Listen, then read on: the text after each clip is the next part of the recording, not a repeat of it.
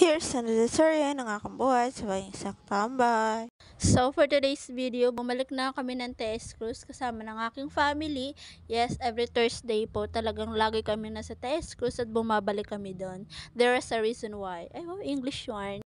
Unang-una, kailangan kong mag-cell group. Yes, dedicated ako kung saan man akong ministry ngayon. Anyway, this time, malis nga kabala kami kasama ng aking pamangkin na si Morris.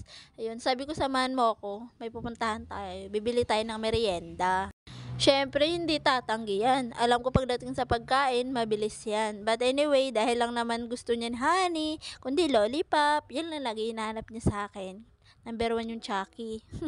So anyway, nag-ikot-ikot muna kami, dumaan kami rito. It is very a nice view. Yan.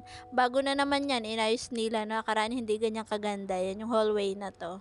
So nasa Westgate nga pala kami. And samahan nyo kami, maghanap kami ng aming merienda. Ikot-ikot lang kami saglit.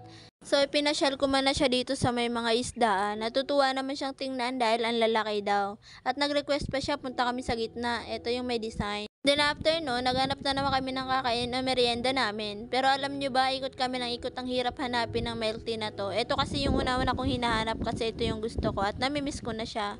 Pero bago yan, wag mo na sariliin. Siyempre yung batang to kailangan ng pagkain.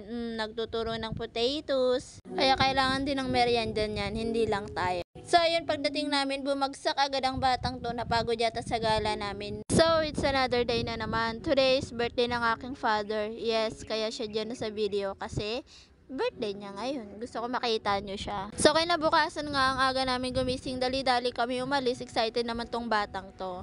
Yes, kami dalawa uwi na kami sa kabilang bahay. Dahil kami lang naman dalawa lagi ang magkasama. Kapag umalis ako, kasama yan siya lagi.